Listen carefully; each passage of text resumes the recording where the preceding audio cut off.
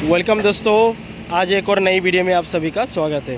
तो फ्रेंड्स, जब आप किसी कंपनी में as a fresher engineer join करते हो तो आपको कुछ बेसिक चीज़ें जाननी चाहिए।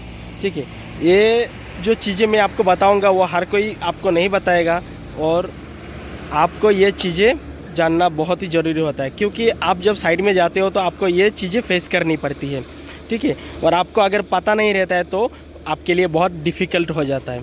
तो ये वीडियो की मदद से मैं आप सभी को ये बेसिक चीज़ें बताऊंगा और आपको करके भी दिखाऊंगा। छोटी छोटी जो चीज़ें होती है ये बहुत काम की चीज़ें होती है। ये अगर आपको नहीं आता है तो फिर आपको बहुत ही ज़्यादा दिक्कत होगा साइट में काम करने के लिए।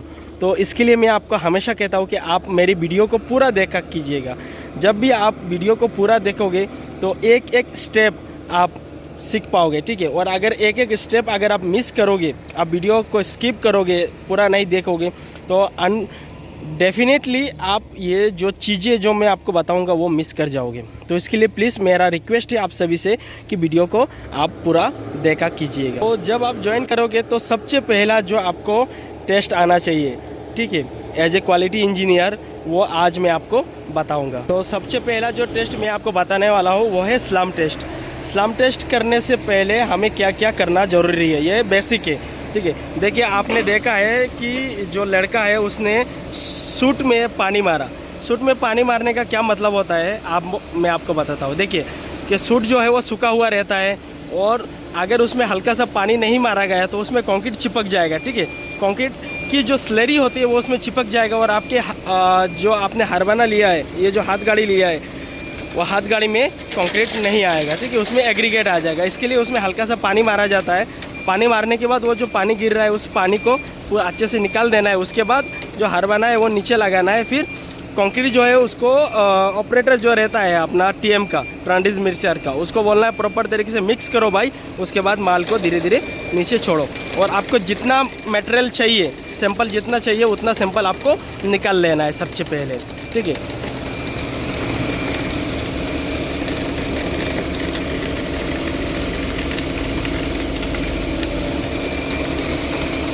तो सबसे पहला जो हमारा काम था ये हो गया हमारा सैंपल कलेक्ट। ठीक है, हमने सैंपल कलेक्ट कर लिया है। उसके बाद नेक्स्ट प्रोसेस करेंगे स्लम टेस्ट के लिए। तो सैंपल कलेक्ट करने के बाद आपको क्या करना है, उसको प्रॉपर तरीके से मिक्सिंग करना है। देखिए मिक्सिंग करने का क्या मतलब है, आप अगर मिक्सिंग नहीं करोगे तो क्या होगा, एग्रीगेट जो आपको दिख रहा है, देखिए ये फ्रंट में एग्रीगेट आ जाएगा और स्लेरी जो है वो नीचे जाके बैठ जाता है। ठीक है, तो ऊपर में एग्रीगेट रहने की वजह से आपका जो सैंपल है वो प्रॉपर तरीके से नहीं होगा। अगर आपने स्लम टेस्ट भी किया, ठीक है, ये जो स्लम को आप देख पा रहे हो, स्लम टेस्ट भी किया तो खड़ी खड़ी जाएगा उसमें, और उसके बाद जो है वो ट्रू स्लम या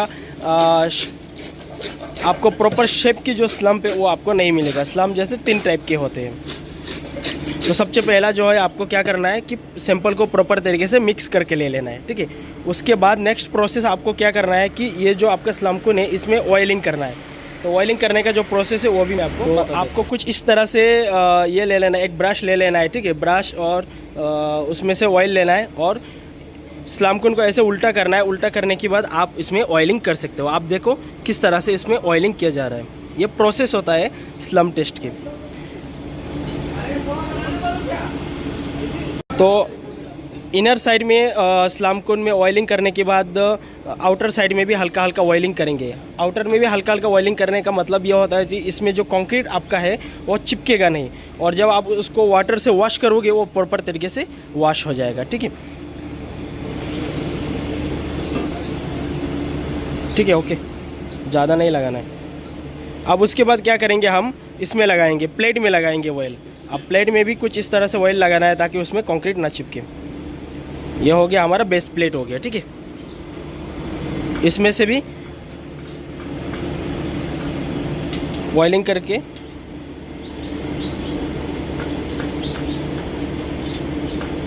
हाँ, ओके, चलो।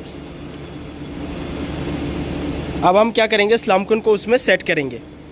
बेस प्लेट में स्लमकुन को सेट करेंगे।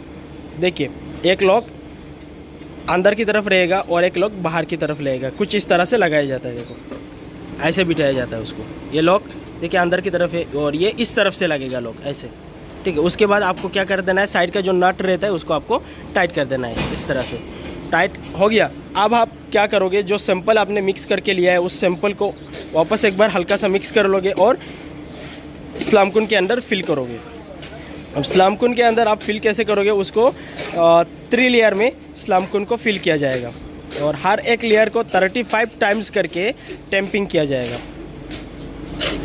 हाँ चलो डालो, देखिए ये इस तरह से चारों ओर से घुमा के डालना है। चारों ओर से घुमा के डालने का मतलब क्या आता है कि आपका जो मटेरियल है वो यूनिफॉर्म होके गिरेगा। ठीक है, एक साइड में एग्रीगेट और एक साइड में स्लेरी ऐसे नहीं गिरेगा।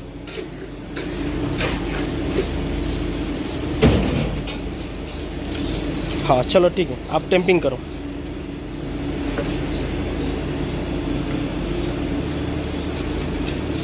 देखिए इस तरह से उसको फैलाया जाता है पहले, उसके बाद उसको टैंपिंग करना है।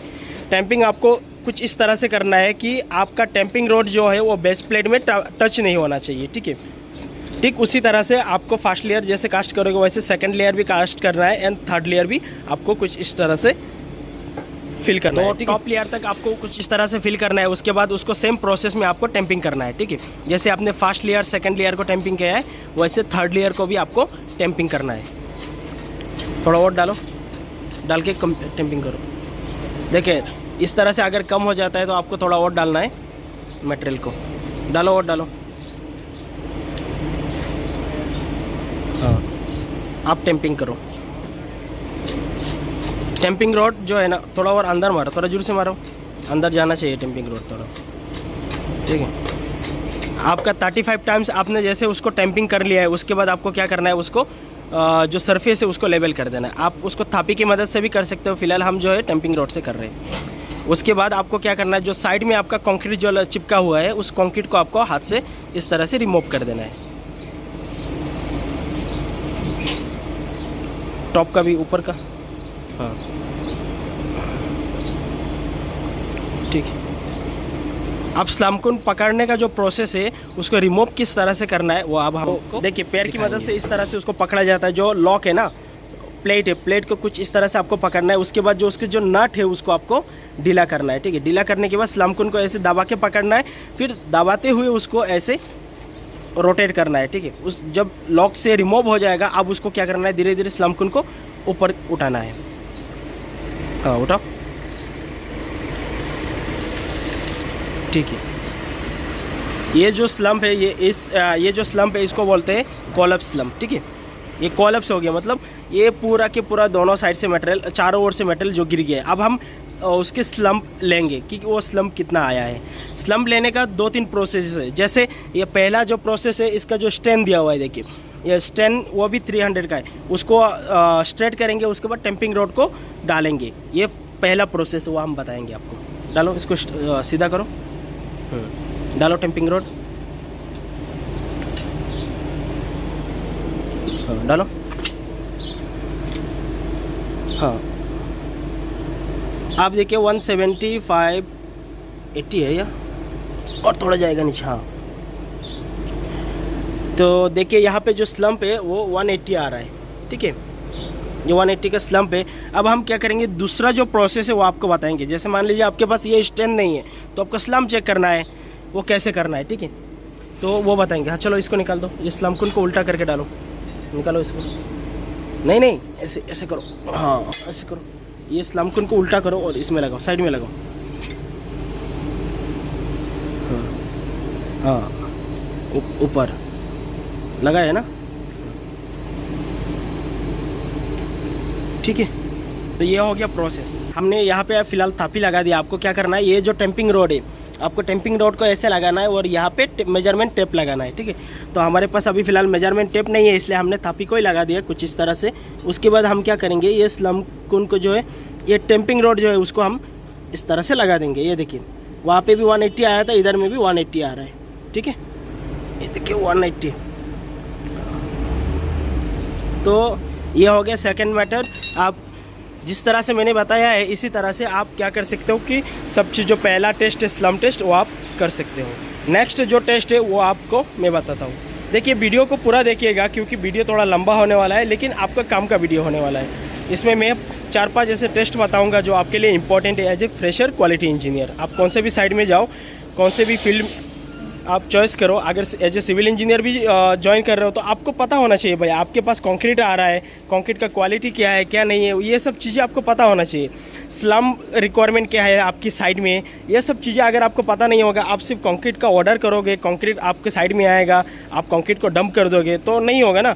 उसमें सेग्रीगेशन कैसे होता है, उसके बाद उसमें कंक्रीट में ब्लीडिंग किस वजह से होता है, ठीक है, स्लम कैसे टेस्ट किया जाता है, क्यूब कैसे कास्ट करते हैं, ये जैसे आप देख पा रहे हो फ्रंट में क्यूब है, क्यूब कैसे कास्ट करते हैं, क्यूब कैसे कास्ट करते हैं, ठीक है, क्यूब रिमूविंग करने का प्रोसेस क्या है, क्यूब में ऑयलिंग कितना लगा करना चाहिए, ठीक है। ये जब चीज़ें आपको अगर पता नहीं होगा तो फिर आपको एज ए इंजीनियर मतलब नहीं है।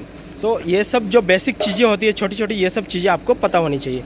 तो नेक्स्ट जो टेस्ट है वो मैं आपको अभी बताने वाला हूँ। वापस हम क्या करेंगे, ये जो सैंपल हमने आपको पहला टेस्ट बताया इसको डाल देंगे, ये हाथ गाड़ी में वेस्टेज नहीं करेंगे क्योंकि आपको और 1-2 टेस्ट बताना है। तो इसको डालने के बाद फिर क्या करेंगे, वापस इसी तरह से उसको मिक्स कर लेंगे जैसे पहले हमने मिक्स किया था। तो मिक्स करने से क्या होगा, वापस मिक्स हो जाएगा। हाँ, एक बात आपको बताता हूँ कि ये अगर आपने मान लीजिए साइड में स्लम टेस्ट के लिए मटेरियल निकाला है, ठीक है, आपको उस मटेरियल से क्यूब कास्टिंग करना है, तो आपको आपकी जानकारी के लिए बता दूँ कि आप जिस मटेरियल से स्लम टेस्ट करोगे वो मटेरियल आपको क्यूब कास्टिंग के लिए नहीं लेना है, ठीक है। कभी भी स्लम टेस्ट करने के बाद वो मटेरियल को आप साइड में फेंक दो कंक्रीटिंग वर्क के लिए, इसको आपको बिल्कुल क्यूब कास्टिंग के लिए नहीं लेना है, ठीक है। तो सेकंड टेस्ट के लिए रेडी हो गए हम लोग। स्लम का जो मटेरियल था हमने यहाँ पे डाल दिया इसलिए कि वो कम पड़ जाएगा टेस्टिंग के लिए, क्योंकि ऑलरेडी हमने कम मटेरियल निकाला है। तो मिक्सिंग हो गया है और सेकंड टेस्ट जो टेस्ट हमें करना है वो हमें क्या करना है कि फ्रेश जो कंक्रीट है उसकी डेंसिटी चेक करना है। तो हमने एक क्यूब मोड ले लिया, आप डेंसिटी बकेट ले सकते हो 10 लीटर का, 15 लीटर का, ठीक है। तो फिलहाल हमने क्या किया, एक क्यूब मोड ले लिया। क्यूब मोड की मदद से भी आपको दिखा देता हूँ। कभी कुछ ऐसे जो साइट होता है जहाँ पे आपके पास क्यूब मोड तो होता है कास्टिंग करने के लिए, बट डेंसिटी बकेट नहीं होता है। तो डेंसिटी बकेट नहीं होने की वजह से कुछ लोगों का ये कमेंट होता है कि सर डेंसिटी बकेट हमारे पास तो नहीं है, तो हम फ्रेश कंक्रीट का डेंसिटी कैसे चेक करेंगे। तो आज मैं आपको क्यूब मोड से फ्रेश कंक्रीट का डेंसिटी चेक करना सिखाऊंगा। तो सबसे पहले आपको क्या करना है, जैसे एक क्यूब मोड ले लिया, क्यूब मोड लेने के बाद उसमें ऑयलिंग करना है। जैसे आप देख पा रहे हो हमने ऑयलिंग किया है इसमें। ये आपको ऑयलिंग किस तरह से करना है, देखिए ऑयलिंग आपको ऐसे करना है कि वहाँ पे किसी भी जगह में कोई गैप नहीं होना चाहिए कंक्रीट चिपकने का। आपको अच्छी तरह से ऑयलिंग करना है, लेकिन ऑयल कम यूज़ करना है उसमें। एक बात ध्यान रखो, ऑयल आप जितना कम यूज़ करोगे उतना आपका क्यूब के लिए अच्छा है, ठीक है। क्यूब की फिनिशिंग अच्छा आएगा, क्यूब की जो साइड है साइड में आपको ऑयल नहीं दिखेगा, एयर बबल्स जो है वो बहुत कम निकलेगा।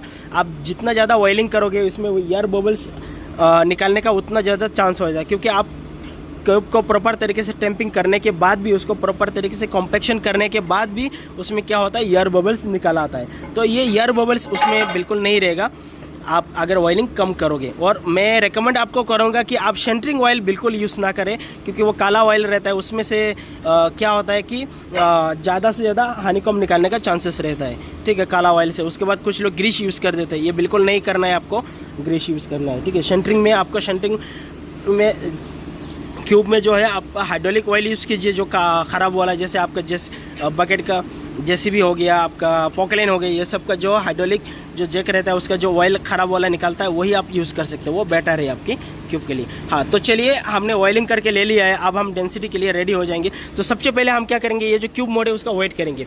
आप देख पा रहे हो ये जो वेट बैलेंस है हमारे सामने, ये 0 है, ये देखिए ये 0 है, ठीक है। तो हाँ, अभी रख दो उसको। इसका सबसे पहले हम उसका एम्प्टी वेट ले लेंगे, ठीक है।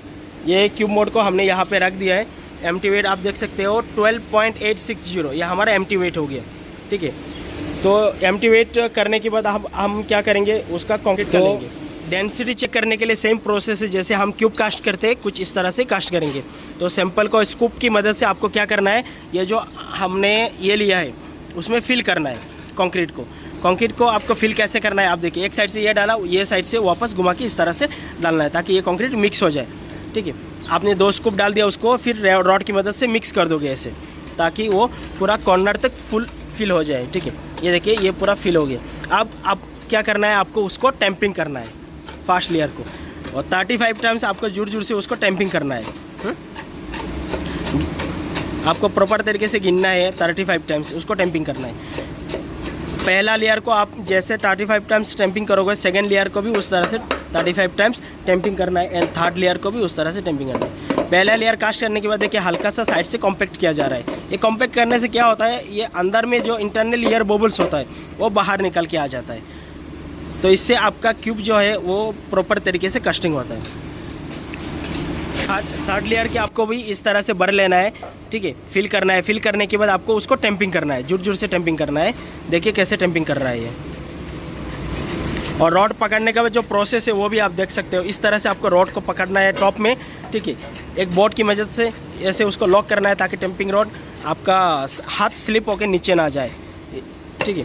उस तो 35 टाइम्स आपको उसको टेम्पिंग करना है। टेम्पिंग करने के बाद ऐसे साइड में हल्का हल्का ये करना है, ठीक है। उसके बाद फिर आपको उसको कॉम्पैक्ट करना है। तो कॉम्पैक्ट कैसे करेगा देखो, ठीक है, इस तरह से कॉम्पैक्ट करना है। ये हो गया आपका कॉम्पैक्ट।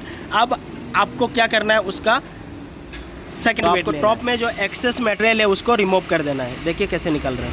साइड से डाल दो, साइड से खींच के, हाँ खींचो, निकालो ऐसे, हाँ पूरा निकालो।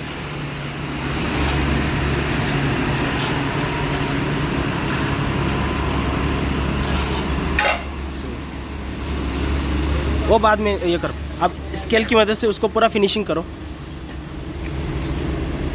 ये साइड से मारो ना, इधर से मारो, इधर से किया ना, दोनों हाथ से पकड़ो, हाँ हाँ ऐसे खींचो।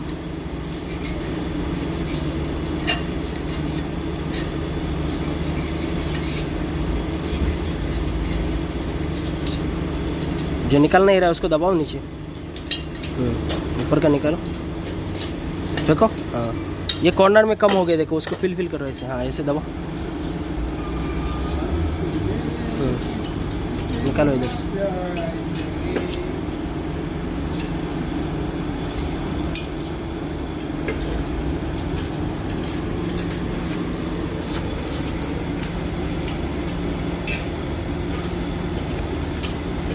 हाँ अभी साइड का निकाल दो, जो साइड में कंक्रीट है वो निकालो पूरा।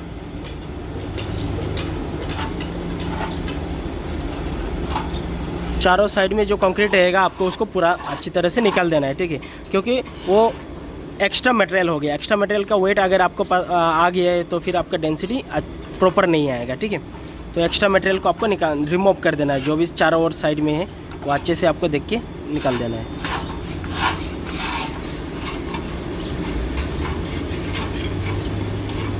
तो लेवलिंग का प्रोसेस ख़त्म होने के बाद फिर आपको क्या करना है कि उसका सेकंड वेट कर लेना है, ठीक है। तो फर्स्ट वेट हमने पहले किया था, अब सेकंड वेट हमारा क्या आया 21.900, ठीक है। तो जो आपका सेकंड वेट आया, ठीक है, second weight minus first weight आपको करना है। तो second weight minus first weight करोगे तो आपको कंक्रीट का वेट मिल जाएगा, ठीक है। ये कंक्रीट की वेट जो आपको मिलेगा वो कि आपको ये जो वेट है वो पॉइंट पे लेना है, ठीक है। 12.900 आपका हो गया था सेकंड वेट। मैं आपको पेपर वर्क नहीं बता रहा हूँ, आप खुद कर लीजिए कैलकुलेशन, ठीक है। 21.900 था, उसको माइनस आपको करना है 12.860। उसको माइनस करोगे तो कुछ 9.018 समथिंग कुछ आपका ये आ जाएगा, वेट आ जाएगा कंक्रीट का। तो कंक्रीट का जो वेट आएगा उस वेट को डिवाइडेशन करना है आपको। ये जो क्यूब मोड आपने लिया था, ये जो क्यूब मोड आपने लिया था उसका जो वॉल्यूम है, उसका वॉल्यूम क्या है, उसका वॉल्यूम निकालने का आपको बताता हूँ। जैसे ये 15 सेंटीमीटर का, ये देखिए 15 centimetre by 15 centimetre by 15 centimetre का रहता है। अगर एमएम में बात करें तो 150 mm का रहता है। तो उसको आपको क्या करना है, मीटर में कन्वर्ट कर लेना है, ठीक है। क्यूबिक मीटर में अगर आप कन्वर्ट कर लोगे तो उसका जो वॉल्यूम आता है 0.003375, ठीक है। तो आपका जो कंक्रीट का वेट आ गया 9.018 समथिंग कुछ आया, उसको डिवाइडेशन करना है 0.003375 से। तो डिवाइडेशन करने के बाद आपका फ्रेश कंक्रीट का डेंसिटी मिल जाएगा 26, 2618, 20, 21 समथिंग कुछ मिल जाएगा। तो ये हो गया आपका फ्रेश कंक्रीट का डेंसिटी, ठीक है। तो कुछ इस तरह से फ्रेश कंक्रीट का डेंसिटी देखा जाता है। तो उसके बाद जो नेक्स्ट टेस्ट है वो मैं आपको बताता हूँ। तीसरा जो टेस्ट है वो हो गया हमारा कंक्रीट का सेग्रीगेशन टेस्ट भी बोल सकते हो आप। उसमें जो कंक्रीट जो ब्लीडिंग होता है वो भी टेस्ट आप बोल सकते हो। हालांकि वो आपको पहला टेस्ट करना है, मैं उसको थर्ड में लिया है कि थर्ड में मैं आपको बता देता हूँ, उसका भी कुछ रीजन होता है। चलिए ठीक है, वो बाद में बात करेंगे। फ़िलहाल आपको मैं ये टेस्ट के बारे में बता देता हूँ।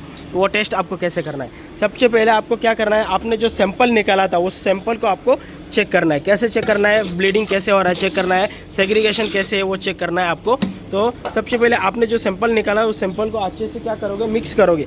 मिक्स करते वक्त आप देखोगे कि इसमें जो एग्रीगेट है वो एग्रीगेट का जो पार्टिकल्स वो और जो स्लेरी का जो पार्टिकल्स है वो अलग हो रहा है कि नहीं हो रहा है। अगर एग्रीगेट का पार्टिकल्स और स्लेरी का पार्टिकल्स अगर अलग हो रहा है तो आपका कंक्रीट में सेग्रीगेशन का चांसेस है। आप सेग्रीगेशन पता कैसे लगाओगे, ठीक है। ब्लीडिंग भी एक सेग्रीगेशन का पार्ट रहता है। तो आपको क्या करना है, ऐसे एक एग्रीगेट उठा लेना है। ये देखिए मैंने एक एग्रीगेट ले लिया, उस एग्रीगेट को आपको क्या करना है, ऐसे वॉश करना है ऐसे, ठीक है। इस तरह से आपको उसको झाड़ लेना है। झाड़ते वक्त आपको ये ध्यान रखना है कि उसमें ये देखिए उसमें क्या होगा कि ये जो साइड से यहाँ से अगर सेग्रीगेशन हो रहा है तो पानी निकाल के जो स्लेरी है वो निकाल के चला जाएगा, वो जगह खाली खाली आपको दिखेगा, ठीक है, एग्रीगेट का।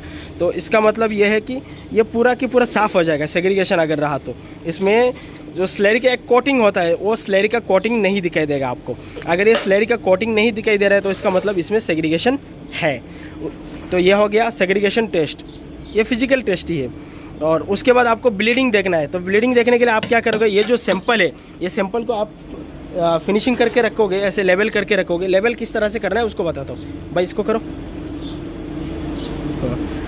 ये देखिए अगर हाथ गाड़ी में आपने निकाल लिया ऐसे आप उसको लेवल करोगे, हाथ गाड़ी में ऐसे थोड़ा हिला देना है उसको अच्छे से, तो ये पूरा लेवल हो जाएगा। या फिर आप क्या कर सकते हो, जो आपने एक क्यूब वगैरह कास्ट किया है, मैंने ये क्यूब कास्ट किया है इसमें आपको बता देता हूँ, ठीक है। ये जो मैंने क्यूब कास्ट किया आप देख पा रहे हो, यहाँ से देखो, ये देखो हल्का हल्का यहाँ से पानी निकल रहा है। ऊपर में आपको क्रैक दिख रहा होगा, ये देखिए ऊपर में ये जो है ना स्लेरी का कोटिंग ये टूट गया है, ऐसे ऐसे क्रैक दिखेगा आपको। और साइड से पानी निकलता जाएगा। आप एक साइड से हल्का सा टेढ़ा करके रख दो क्यूब को, आपको पानी, अगर वो पानी का जो परसेंटेज है 5% से ज़्यादा निकल के जा रहा है तो इसका मतलब उसमें सेग्रीगेशन है। इससे अगर कम निकला है तो सेग्रीगेशन नहीं है। लेकिन हालांकि उसको भी सेग्रीगेशन नहीं बोल सकते, क्योंकि उसमें भी कुछ रीजन्स हो सकते थे। जैसे कि ठंडी के मौसम में क्या होता है कि कंक्रीट जो है वो जल्दी सेट नहीं होता है। उसका जो 30 मिनट्स का जो टाइम रहता है, ठीक है, सीमेंट का हाइड्रेशन प्रोसेस का, ठीक है, हाइड्रेशन प्रोसेस 30 मिनट में चालू ना होकर वो थोड़ा लेट में चला जाता है। क्यों? क्योंकि ठंडी की वजह से जो है कंक्रीट के जो सेटिंग टाइम है थोड़ा डिले हो जाता है। इसकी वजह से क्या होता है कि उसमें जो है ना नीडल वाइब्रेटर ज़्यादा यूज़ करने की कारण आपका जो वाटर है वो ऊपर आ जाता है, ठीक है, तो उसमें ब्लीडिंग होता है। हालांकि उतना ब्लीडिंग नहीं होना चाहिए जितना ब्लीडिंग होना है, ठीक है। तो इससे भी आप पता लगा सकते हो ये सेग्रीगेशन है। और मोस्टली अगर आप OPC 43 का सीमेंट जो यूज़ कर रहे हो तो उसमें डेफिनेटली आपका ब्लीडिंग होने का चांस है। और वो ज़्यादातर अल्ट्राटेक की सीमेंट में ही पाया जाता है। अल्ट्राटेक OPC 43 अगर आप यूज़ कर रहे हो तो डेफिनेटली उसमें ब्लीडिंग होगा। और ब्लीडिंग का चांसेस भी जो है ना RMC में थोड़ा ज़्यादा इसलिए होता है कि वहाँ पे जो केमिकल यूज़ किया जाता है, अगर आपने जो केमिकल यूज़ किया है वो प्रॉपर तरीके से अगर उसका कॉम्बिनेशन नहीं है कंक्रीट के साथ, वो प्रॉपर तरीके से कॉम्बिनेशन नहीं बना रहा है तो डेफिनेटली आपका कंक्रीट में सेग्रीगेशन होगा। तो ये था पार्ट आपका सेग्रीगेशन का। अब आपको नेक्स्ट टेस्ट नेक्स्ट जो टेस्ट है मैं आपको बताऊंगा क्यूब कास्टिंग का। क्यूब कास्टिंग कैसे कर रहा है, सबसे पहले आपको क्या करना है, ये जो मोड है इसको आपको चेक कर लेना है। ये जो नाट बॉल है ये प्रॉपर तरीके से आपको चेक करना है कि ये नाट बॉल टाइट है कि नहीं। ये अगर नाट बॉल, ये देखिए ये जो नाट है ये ढीला है, ठीक है। इसमें अगर आप कंक्रीट को फिल करोगे तो क्या होगा, आपका जो कंक्रीट जो क्यूब मोड है वो कंक्रीट डालने के बाद वो फैल जाएगा साइड से, ऐसे बड़ा हो जाएगा ये साइड से। अगर साइड से बड़ा हो गया उसमें टॉलरेंस आ जाएगा आपका, तब आप ये जो क्यूब अगर कास्ट करोगे तो ये क्यूब बन के निकालने के बाद कुछ इस तरह से, ये देखिए ये जो साइड में आप देख पा रहे हो, मैं थोड़ा जूम करके आपको दिखाता हूँ। ये जो साइड में, ये साइड में जो कंक्रीट चिपका हुआ है ऐसे कंक्रीट चिपक जाएगा। ऐसे कंक्रीट चिपकने की वजह से आपका जो क्यूब है कुछ इस तरह से ख़राब हो जाएगा। ये देखिए ये साइड से ऐसे टूट जाएगा। ये साइड से ऐसे टूटने के बाद एक तो आपका हाई ग्रेड का कंक्रीट है जैसे M30 OPC FRC का है, ठीक है, ये आपको अच्छा नहीं दिखेगा कंक्रीट, ठीक है। उसके बाद आपको टॉप में भी देखिए ऐसे फट जाएगा। तो ये क्यूब अच्छा नहीं दिखेगा ना, तो उसके बाद आप क्या करोगे, इस हाई ग्रेड का कंक्रीट है उसमें फिर ये देखिए ये कुछ हनीकॉम्स है, ये हनीकॉम्स भी अलाउड नहीं है। ये क्यों आता है, जैसे मैंने आपको जो पहले बताया था हनीकॉम आने का जो कारण है, एक तो आपका कंक्रीट प्रॉपर तरीके से मिक्स नहीं है, उसमें हल्का सा सेग्रीगेशन टाइप रह सकता है। उसके बाद आप जो कंक्रीट को फिल कर रहे हो वो प्रॉपर तरीके से फिल नहीं किया है। उसके बाद आपने जो क्यूब मोड है, जैसे ये क्यूब मोड है, इसमें ऑयलिंग जो लगाया ऑयलिंग ज़्यादा लगाया है आपने, ख़राब ऑयल आपने यूज़ किया है, इसकी वजह से ये एयर्स बबल्स अंदर में लॉक हो गया था। उसके बाद आपने जब इसको रिमूव किया है तो एयर बबल्स फूटता है, फूट के उसमें से ऐसे हनीकॉम दिखता है, ठीक है। तो ये हनीकॉम को एक्सेप्ट नहीं किया जाता है। इतना ये देखिए ये कितना बड़ा हनीकॉम है, ठीक है, तो ये एक्सेप्ट नहीं होता है उस।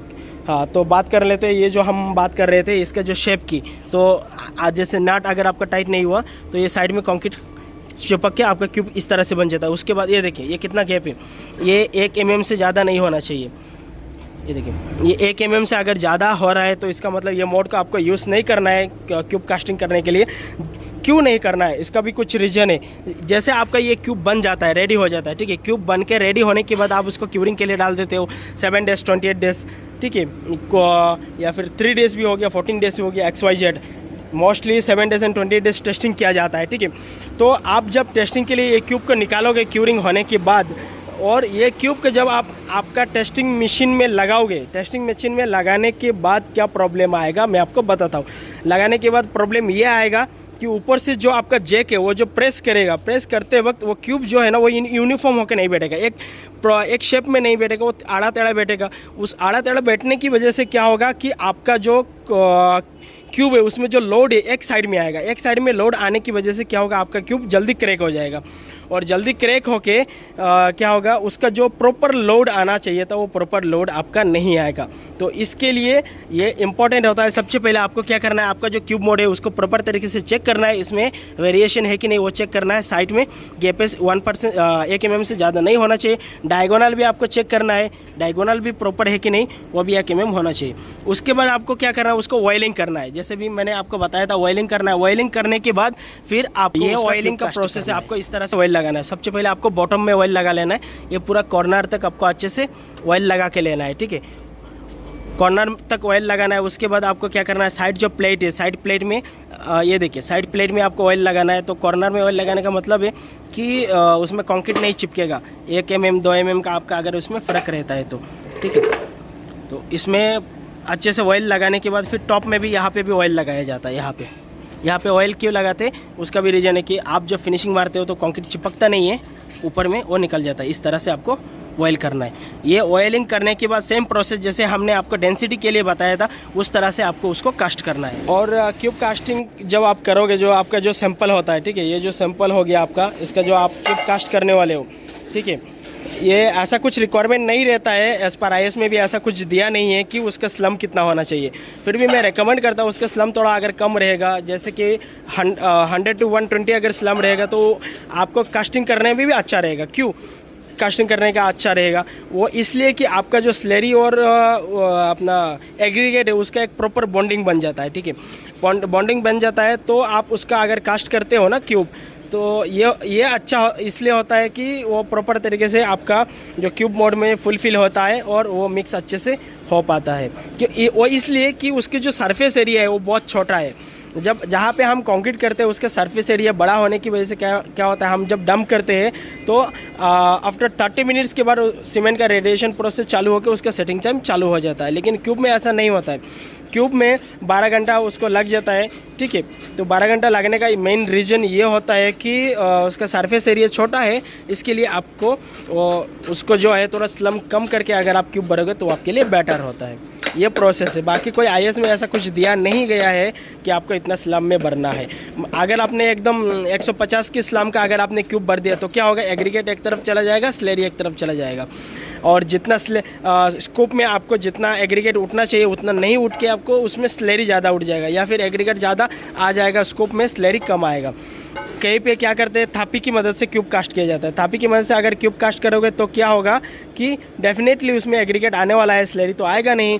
तो ये जो क्यूब आप कास्ट करोगे वो आपका क्यूब फेल हो जाएगा। देखिए मैं आपको दिखाता हूँ। थापी ले लो, थापी में थोड़ा ये ले लो कंक्रीट, उधर पीछे है देखो। तो तापी में देखिए, ये मान लीजिए इसका जो स्लम्प है 120-30 का होगा। अगर ये पतला माल अगर हमने उठाया तापी में, ये देखिए तापी में अगर पतला माल उठाओगे तो उसमें से स्लेडिंग निकल जाएगा साइड में और उसमें सिर्फ एग्रीगेट बच जाएगा, तो ये आपका प्रॉपर नहीं होगा। इसके लिए मैं आपको रेकमेंड करूँगा 100 to 120 की स्लम में आप क्यूब कास्ट करो, बेटर रहेगा। ठीक है, क्यूब कास्ट करने के बाद उसका जो सरफेस एरिया है उसको प्रॉपर तरीके से आपको फिनिशिंग करना है। फिनिशिंग इनिशियल में तो आप एक फिनिशिंग करोगे और फाइनल फिनिशिंग करने के बाद कुछ इस तरह से दिखेगा। देखो अच्छे से फिनिशिंग आपको मारना है ताकि आपका सरफेस एरिया अच्छा दिखे। सरफेस एरिया अच्छा दिखने से क्या होगा, आप उसके ऊपर जो नाम वगैरह डाल पाते हो वो नाम वगैरह अच्छे से डाल पाओगे। तो ये था हमारा क्यूब कास्टिंग का टेस्ट। में और भी बहुत सारा जो टेस्ट रहता है, फिलहाल आपके लिए ये जो बेसिक टेस्ट है जो मैंने 4 टेस्ट आपको बताया, ये बहुत ज़रूरी था, इसके लिए मैंने आपको बताया है। और चीज़ें आपको बताने वाला हूँ, इसलिए वीडियो को आप और आगे तक देखते रहिए। भाई रॉ मटेरियल्स में और एक जो पार्ट है वो बहुत इंपॉर्टेंट पार्ट है, वो है सीमेंट। अगर आपका सीमेंट ही अच्छा नहीं होगा तो आपका जो मिक्स बनाओगे आप, जो मिक्स प्रोपोर्शन आप यूज़ करोगे वो बिल्कुल ख़राब होने वाला है। तो इसमें आप कैसे पता लगा सकते हैं, देखिए सबसे पहले आपको क्या करना है, आपको सीमेंट का सैंपल कलेक्ट कर लेना है। सीमेंट का सैंपल कलेक्ट करने के बाद आपको क्या देखना है, ये सीमेंट में लम्स है कि नहीं। ठीक है, कुछ इस तरह से आपको करना है और इसमें देखिए अगर लम्स रहेगा तो गुठली बन जाएगा। ठीक है, ये आपको चेक करना है। उसके बाद ऐसे हाथ उसको घुमाना है, इस तरह से हाथ को आपको रगड़ के देखना है कि उसमें लम्स है क्या। लम्स वाला सीमेंट आपको यूज़ नहीं करना है। उसके बाद आपको अगर आप गोनी परचेस कर रहे हो, ठीक है, तो आपको क्या देखना है कि उसको आपका जो सीमेंट का जो गोनी रहेगा, सीमेंट का जो गोनी रहेगा आपको उसके ऊपर जो मैन्युफैक्चरिंग डेट रहता है वो आपको देखना है, वो 3 मंथ से पहले का होना चाहिए। अगर 3 मंथ से ज़्यादा हो रहा है तो आपको ये सीमेंट यूज़ नहीं करना है। किसी कंसल्टेंट से कंसल्ट करना है, स्ट्रक्चरल इंजीनियर से, सिविल इंजीनियर से कंसल्ट करके अगर वो सीमेंट प्रॉपर है वो चेक करेंगे, उसके बाद ही आपको यूज़ करना है। या फिर आपको उसका सीमेंट का लेबोरेटरी टेस्ट करना है। अगर घर का काम करवा रहे हो तो आपको लेबोरेटरी टेस्टिंग के लिए आप उतना जाते नहीं हो, तो आपको क्या करना है कि सबसे पहले आपको जो सीमेंट का जो बैग है, सीमेंट का बैग आपको देख लेना है। उसमें मैन्युफैक्चरिंग जो डेट रहता है वो 3 महीने से पहले है कि नहीं है, वीक, मंथ एंड ईयर। उसके बाद आपको देखना है कि ये जो गोनी रहता है उसमें हुक मारा जाता है। हुक मारने की वजह से ये देखिए ये बड़ा ऐसे भी हो सकता है, तो वो 7 हुक नहीं होना चाहिए, 7 हुक से ज़्यादा नहीं होना चाहिए। अगर इससे ज़्यादा हो रहा है तो आपको ये बोरी नहीं लेना है, आपको दूसरा बोरी लेना है। ठीक है, दूसरा बोरी आपको परचेस करना है, परचेस करके वही आपको लेना है। उसके बाद आपको देखना है कि सीमेंट का जो बैग रहता है उसके ऊपर लिखा रहता है, ठीक है, OPC लिखा रहता है, PPC लिखा रहता है, OPC 43 लिखा रहता है, 53 लिखा रहता है। तो अगर आप घर की स्लैब का जो कास्टिंग के लिए यूज़ कर रहे हो तो मैं रेकमेंड करूँगा आप OPC 43 ही यूज़ करें, क्योंकि उसका जो सेटिंग टाइम है वो थोड़ा लेट होता है। इससे क्या हो जाता है, आपको फ़ायदा ये मिल जाता है कि आपका जो स्लैब है वो जल्दी सेट होता नहीं है और इससे आपका स्लैब में जो क्रैक आने का चांसेस है वो काफ़ी हद तक कम हो जाता है। हालांकि उसका जो ये होता है अपना क्या बोलते हैं कि शटरिंग रिमूविंग टाइम जो है वो थोड़ा डिशटरिंग का थोड़ा बढ़ जाता है, जैसे कि आप OPC या फिर PPC यूज़ करो। ठीक है, PPC में भी सेम ऐसा रहता है कि आप अगर 7 डेज़ का आपका दिया हुआ है तो वो 10 डेज़ में चला जाएगा, या फिर 21 डेज़ में अगर आप उसको रिमूव करने वाले हो तो फिर 27 डेज़ में चला जाएगा। कुछ इस तरह से उसका टाइमिंग पीरियड बढ़ जाता है डिशटरिंग का। ठीक है, तो इसके लिए मैं रेकमेंड आपको करूँगा कि OPC 43 यूज़ करें या फिर PPC यूज़ करें आपकी स्लैब के लिए। और अगर इंस्टेंट आपको सेटिंग चाहिए तो आप क्या कर सकते हो, OPC 53 यूज़ कर सकते हो, इससे आपका इंस्टेंट सेटिंग मिल जाता है। तो सबसे पहला टेस्ट आपने ये देख लिया कि उसका गोनी के ऊपर जो नाम है, जो मैन्युफैक्चरिंग डेट है वो आपको देखना है। उसके बाद उसमें 7 टाइम से ज़्यादा हुआ कि नहीं होल वो देखना है। उसके बाद आपको क्या करना है, गोनी का मुंह खोलना है और उसमें कुछ इस तरह से करना है और देखना है उसमें लम्स है कि नहीं। अगर लम्स है ज़्यादा, अगर लम्स आपको लग रहा है तो ये सीमेंट आपको यूज़ नहीं करना है। उसके बाद क्या करना है, आपको थोड़ा सा सीमेंट हाथ में लेना है और उसमें इस तरह से रगड़ लेना है और उसको स्मूथ महसूस होना चाहिए। अगर उसमें दाना ज़्यादा महसूस हो रहा है तो ये सीमेंट आपको यूज़ नहीं करना है। ठीक है, उसके बाद आपको क्या करना है, कुछ सीमेंट हाथ में ले लेना है। लेने के बाद उसको क्या करना है, आपको पानी में जैसे एक बकेट ले लेना है। आपको बकेट लेके पानी में ऐसे छिड़क देना है। ठीक है, छिड़कने के बाद एकदम से अगर नीचे जाके बैठ रहा है, मैंने यहाँ पे डाल दिया आपको दिखाने के लिए, एकदम से अगर नीचे जाके बैठ रहा है तो आपको ये सीमेंट यूज़ नहीं करना है, क्योंकि ये सीमेंट में फाइंस ज़्यादा है। और फाइंस का जो लिमिटेशन दिया हुआ है वो 10% मैक्सिमम दिया हुआ है। इससे ज़्यादा अगर फाइंस आ रहा है तो ये सीमेंट आपकी कंस्ट्रक्शन के लिए अच्छा नहीं है। तो ये एक बहुत इंपॉर्टेंट पार्ट होता है सीमेंट का, तो मैंने सोचा कि ये भी उसमें ऐड कर दूं। और ये एज ए फ्रेशर इंजीनियर आपको ये फिजिकल टेस्ट आना चाहिए, ठीक है। सबसे पहले आप जब सैंपल कलेक्ट करके लाते हो, उसके बाद आपको क्या देखना है कि सीमेंट जो है उसमें हाथ डालना है, कुछ इस तरह से बोरी में देखिए हाथ डालना है। हाथ डालने के बाद सीमेंट है ना वो गर्म महसूस होना चाहिए, ठीक है। इतना ज़्यादा गर्म भी नहीं और ठंडा भी, सॉरी क्या बोल रहा हूँ कि उसमें ठंडा महसूस नहीं, गर्म महसूस नहीं होना चाहिए, ठंडा होना चाहिए सीमेंट। अगर ठंडा है तो सीमेंट अच्छा है और अगर गर्म है तो सीमेंट अच्छा नहीं है। और अगला जो टेस्ट है वो हो गया हमारा रॉ मटेरियल्स की फ़िजिकल टेस्ट। अब रॉ मटेरियल्स की फ़िजिकल टेस्ट क्या होता है, तो देखिए उसका दो टाइप है। एक आपका लेबोरेटरी टेस्ट होता है और दूसरा होता है आई टेस्ट। लेबोरेटरी टेस्ट के बारे में मैंने सेपरेट वीडियोस बना के अपने चैनल पे डाला हुआ है, वो वीडियोस आप जाके देख सकते हो। और हालांकि आई टेस्ट के बारे में भी मैंने वीडियो बनाया, बट ये वीडियो में आपको थोड़ा डिटेल्सली बताने वाला हूँ। तो आई टेस्ट आपको कैसे करना है, सबसे पहले आपको आई टेस्ट का मतलब होता है कि ऑब्जर्वेशन करना है कि मटेरियल हमें आंखों से देखने में कैसा दिखता है, ठीक है। लेबोरेटरी में जब हम टेस्ट करते हैं उसका ऑब्जर्वेशन हम करते हैं कि ये मटेरियल इस तरह से दिख रहा है तो ये मटेरियल ऐसा होगा, ये टेस्ट में ऐसा होना है एज पर IS स्टैंडर्ड के हिसाब से। और जब मटेरियल आता है हमारे पास तो ये भी एज पर स्टैंडर्ड के हिसाब से ऐसा होना चाहिए। ये एक ऑब्जर्वेशन करते हैं। तो सबसे पहला ऑब्जर्वेशन जो हम करेंगे रॉ मटेरियल्स का वो है 10 mm एग्रीगेट। तो सबसे पहले आपको 10 mm की एग्रीगेट को देख लेना है इस तरह से। तो उसमें देखने में क्या देखोगे आप, देखो ये देखिए कि उसमें सीव क्या रहता है हमारा 10 mm का सीव, 12.5 mm का सीव रहता है, 10 का रहता है, 4.75, 2.36 और पेन में तो सब सीव्स में रहता है। तो इसमें आपको क्या देखना है, देखिए 10 mm साइज की एग्रीगेट है क्या, वो आपको चेक करना है। आपको पता है 10 mm साइज कैसा होता है। उसके बाद आपको उस सीक्वेंस हिसाब से देखना है, 10 की, 4.75 की, 2.36 की, ऐसा है क्या उसमें। इसमें मुझे लग रहा है 10 का भी है, 4.75 का भी है और 2.36 का भी है। उसके बाद आपको क्या देखना है कि फ्लैकी और एलोंगेशन। ये देखिए ये जो दो एग्रीगेट में ले लिया, एक हो गया एलोंगेशन। ये देखिए लंबा एग्रीगेट दिख रहा है, आप इसको बीच में तोड़ देंगे तो ये 10 mm का हो जाएगा। तो ये जो फ्लैकी है ये कितना % है, ये आंखों से एक अंदाज़ा लगाना है। और ये देखिए ये फ्लैकी भी है और एलोंगेशन भी है। तो 10 mm की एग्रीगेट में फ्लैकी एलोंगेशन कितना % है वो आपको एक अंदाज़ा लगाना है। जैसे कि मान लीजिए मैंने ये थोड़ा सा एग्रीगेट ले लिया है, ठीक है, इतना एग्रीगेट ले लिया। अब मैं क्या करूँगा, इसको चुन लूँगा, अलग अलग कर दूँगा। एक प्रॉपर शेप की जो साइज़ है उस साइज़ की मैं एंगुलर साइज़ का मैंने क्या किया, कुछ मटेरियल्स अलग कर लिया। उसके बाद फ्लैक की थोड़ा अलग कर लिया। उसके बाद मैंने क्या किया, एलोंगेशन थोड़ा अलग कर लिया। अलग करने के बाद फिर हम क्या करेंगे कि उसी मटेरियल को जो अलग अलग किया उसका एक वेट कर लेंगे, एक ऑब्जर्वेशन के हिसाब से, फिर एक अंदाज़ा लगा लेंगे कि फ्लैकी और एलोंगेशन कितना % है और अपना जो प्रॉपर शेप की है, ठीक है। इरेगुलर जो मटेरियल है, ये देखिए जैसे ये 20 mm साइज़ के हो गए, ऐसा इसी शेप की हमें मटेरियल चाहिए। तो ये प्रॉपर शेप की जो मटेरियल है वो कितना % है उसका एक अंदाज़ा हम लगाएंगे।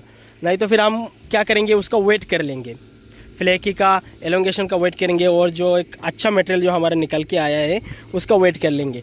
तो उनका % कितना है वो % की हिसाब से हम पता ये लगा सकते हैं कि आई टेस्ट में कि वो मटेरियल यूज़ करने के लायक है कि नहीं है, ठीक है। 10 mm 20 mm एग्रीगेट की इस तरह ऑब्जर्वेशन देखेंगे। तो आंखों से देखने से भी लगता है, ये देखिए ये जो मटेरियल दिख रहा है ये प्रॉपर शेप की मटेरियल दिख रहा है 20 mm की, इसमें फ्लैकी एलोंगेशन काफ़ी कम है।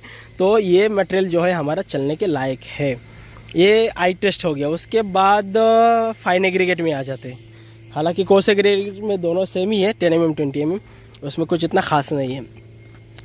अब ये जो मटेरियल है ये क्रेसेंट है। क्रेसेंट की पता कैसे लगाना है आई टेस्ट में, देखिए ये जब हमने हाथ में थोड़ा सा मटेरियल ले लिया, हाथ में मटेरियल लेने के बाद इसमें एक ऑब्जर्वेशन करना है हमें, ठीक है।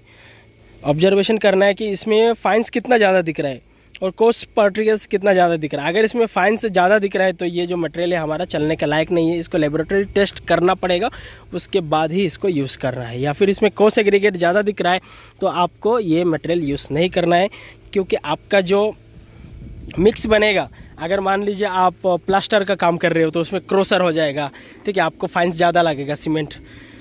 तो इसमें आपका प्लास्टर अच्छे से नहीं होगा, फिनिशिंग प्रॉपर नहीं दिखेगा आपको, या फिर आप जुड़ाई का काम कर रहे हो तो कोस पार्टिकल थोड़ा ज़्यादा रहा तो आपका जुड़ाई का काम हो जाता है, ठीक है। तो या फिर आप कंक्रीट के लिए अगर यूज़ कर रहे हो तो कंक्रीट में क्या होगा, अगर इसमें ज़्यादा फाइंस होगा तो फाइंस ज़्यादा निकल के आएगा, ठीक है, स्लरी ज़्यादा निकलेगा, और उससे क्या होगा कि आपकी स्लैब में क्रैक आने का चांसेस ज़्यादा होगा, आपका स्लैब का जो लाइफलाइन है वो कम हो जाएगा, ये डस्ट ज़्यादा होने की वजह से। 15% से ज़्यादा नहीं होना चाहिए डस्ट, ये हमेशा आपको याद रखना है, ठीक है। और अगर कोस पार्टिकल्स ज़्यादा हो रहा है तो उसमें आपको फाइन्स ज़्यादा बढ़ाना पड़ेगा। इससे क्या होगा कि आपका फाइन्स पार्टिकल्स ज़्यादा बढ़ने से सीमेंट कंटेंट आपको ज़्यादा लगेगा। जैसे ये क्रोसर दिख रहा है, जैसे ऊपर से नीचे गिरा है ना, तो ये क्रोसर दिख रहा है। इस तरह से मटेरियल अगर आप यूज़ करोगे, सीमेंट कंटेंट आपको ज़्यादा यूज़ करना पड़ेगा और इसका पार्टिकल्स भी ज़्यादा यूज़ करना पड़ेगा।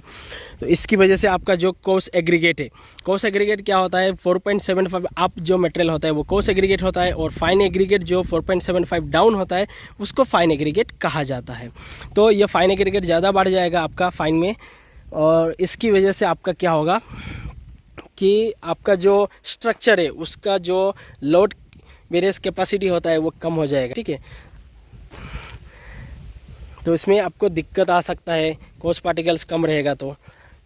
और आपको क्या होगा कि इससे आपका मिक्सिंग प्रॉपर नहीं बनेगा किसी भी चीज़ का, कंक्रीट का भी अगर आप मिक्स कर रहे हो तो प्रॉपर बनेगा नहीं, उसमें सेग्रीगेशंस दिखेगा, पार्टिकल्स अलग अलग दिखेगा, कोस एग्रीगेट्स की पार्टिकल्स अलग दिखेगा, अपना फाइंस एग्रीगेट जो रहेगा आपका फाइंस जो रहेगा उसका पार्टिकल्स अलग हो जाएगा, ठीक है, स्लेरी अलग, वाटर अलग हो जाएगा। तो सेग्रीगेशन होने से आपका जो मिक्स आप बना रहे हो वो मिक्स प्रॉपर नहीं बनेगा, वो ख़राब हो जाएगा, ठीक है।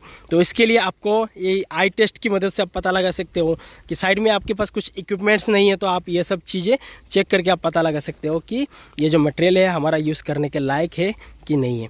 नॉर्मल मटेरियल होना चाहिए कुछ इस तरह से, जैसे कि मैंने आपको अभी बताया है। देखिए ये जो मटेरियल है इसमें ज़्यादा फाइंस भी नहीं है, उसके बाद ज़्यादा इसमें कोस पार्टिकल्स भी नहीं है, तो ये मटेरियल प्रॉपर है। आप अगर साइड में इस तरह से मटेरियल आपका आ रहा है तो आप इसको यूज़ कर सकते हो।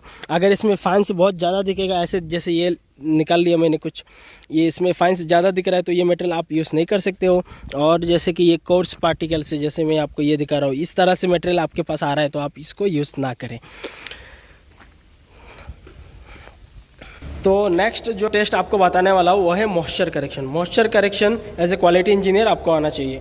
ये कुछ मटेरियल्स हमने लेके आया है जो सैंपल कलेक्ट करके। ये क्रेसेंट की जो सैंपल है डस्ट है, उसके बाद ये छोटा गिट्टी है 10 mm के, उसके बाद ये बड़ा गिट्टी है जो 20 mm के साइज की है।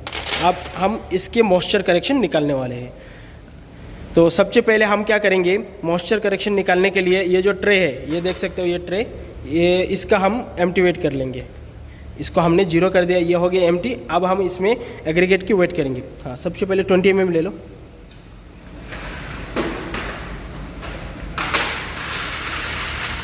ये हम 500 ग्राम ले लेंगे 20 mm की एग्रीगेट।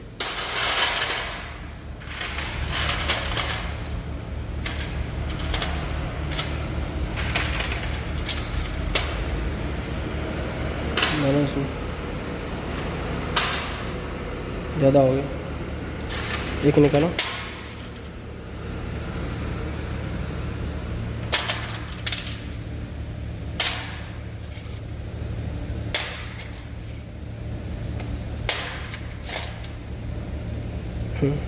हाँ, तो ये हो गया हमारा 500 ग्राम 20 mm। ठीक उसी तरह से हम जो 10 mm है ये एग्रीगेट है उसका भी वेट कर लेंगे 500 ग्राम, एंड क्रेसेंट जो है उसका भी हम 500 ग्राम वेट कर लेंगे कुछ इस तरह से। तो ये हो गया हमारा सेचुरेटेड सरफेस ड्राई जो मटेरियल होता है, एसएसडी कंडीशन का जो मटेरियल है उसको हमने ले लिया है वेट करके 500 ग्राम। अब हम क्या करेंगे, ये जो 500 ग्राम हमने वेट करके लिया है, ये वेट किए हुए जो मटेरियल है वो हम इस ओवन के अंदर डालेंगे। ठीक है, इसमें हम ड्राई करेंगे मटेरियल को। ड्राई करने के बाद उसको आफ्टर 30 मिनट्स के बाद उसको हम रिमूव करेंगे, निकल के उसका सेकंड वेट करेंगे। ठीक है, एसएसडी फास्ट वेट हमने ले लिया। अब हम क्या करेंगे, तीनों मटेरियल को इसके अंदर डाल। मटेरियल जो है मॉइस्चर करेक्शन के लिए ऑन ड्राई जो करना है, आपको पता होना चाहिए ये जो ओन है, ठीक है, ये ओन को किस तरह से आपको ऑपरेट करना है। तो ये आप देख सकते हो हमने एक मार्किंग भी कर दिया है, लड़के लोगों को आसानी हो जाती है ये मार्किंग की वजह से। ये 110 पे है, प्लस माइनस 5 में रहता है। ठीक है, तो प्लस माइनस 5 में आप इसको रख सकते हो। उसके बाद ये देखिए इंडिकेटर 1 2 3 ये कुछ इस तरह से है। आपको हाई वोल्टेज में चाहिए 3 में, इसके अंदर जो केबल रहता है 1 2 3 साइड का केबल रहता है, वो तीनों केबल चालू हो जाता है 3 नंबर में। तो 110 डिग्री में हम रख देंगे। आफ्टर 30 मिनट्स के बाद हम क्या करेंगे, उस मटेरियल को रिमूव करेंगे। रिमूव करने के बाद उसका सेकंड वेट करेंगे, ठीक है। तो ये हो गया ओन का कैसे आपको ऑपरेट करना है, ऑपरेट सिस्टम आपका हो गया, मेथड हो गया। उसके बाद इसमें भी देखिए कुछ स्टैंडर्ड पॉलिसी दिया गया है। हमने यहाँ पे एग्रीगेट का लगाया है, मॉइस्चर करेक्शन किस तरह से करना है, आपको मटेरियल कैसा कैसा वेट करके लेना है। देखिए फाइन एग्रीगेट 100 ग्राम आपको लेना है स्टैंडर्ड, ठीक है, एज पर IS के हिसाब से। उसके बाद कोस एग्रीगेट जो है 2000 ग्राम लेना है, तो वो 24 आवर्स के लिए चला जाता है, ठीक है। और हमको इंस्टेंट चाहिए मॉइस्चर, इसके लिए हम क्या करते हैं उसमें 500 ग्राम ले लेते हैं, तो वो थोड़ा आसानी हो जाता है और जल्दी भी हमें उसका मॉइस्चर मिल जाता है, ठीक है। तो इसके लिए हमने क्या किया था, ऑन पे रख दिया जो मटेरियल, उसको अब हम 30 मिनट्स के बाद निकालेंगे। और निकालने के बाद हमारा ड्राई हो चुका है और ये मटेरियल हमने बाहर निकाल लिया है। उसके बाद आपको क्या करना है, ये मटेरियल का वेट कर लेना है। जैसे कि हमने पहला 500 ग्राम रखा था ऑन पे, अब आप देख पा रहे हो 495 ग्राम्स हो गया है, तो ये कम हो गया। तो सरफेस जो है इसके ऊपर में जो हल्का पानी रहता है, जो मॉइस्चर रहता है, इसी को हमें निकालना पड़ता है। तो ये 500 ग्राम था, अब 494 हो गया। अब क्या करेंगे, 500 ग्राम्स को माइनस करेंगे 494 से, उसके बीच के जो डिफरेंस आता है जैसे 4 ग्राम्स हो गया, ठीक है, उसको हम डिवाइडेशन क्या करेंगे 500 ग्राम से करेंगे, ठीक है। डिवाइडेशन करने के बाद 500 ग्राम से डिवाइडेशन करने के बाद मल्टीप्लाई बाय 100 करेंगे, इसका फॉर्मूला होता है। और उसका जो रिजल्ट निकल के आता है, ठीक है, 6 का आई थिंक 1.01 या फिर 1.1 कुछ होगा। तो ये आपका हो गया परसेंटेज ऑफ मॉइस्चर। तो इस तरह से मॉइस्चर आपको करेक्शन करना है। मॉइस्चर करेक्शन करने के बाद वो डिज़ाइन करेक्शन में चला जाता है। तो डिज़ाइन करेक्शन के बारे में मैंने एक सेपरेट वीडियो भी बनाया है, वो वीडियो आप जाके हमारे चैनल पे देख सकते हो, ठीक है। उसके बाद आपको नेक्स्ट टेस्ट के बारे में बताता हूँ, जो आपको एज ए फ्रेशर इंजीनियर आपको आना चाहिए।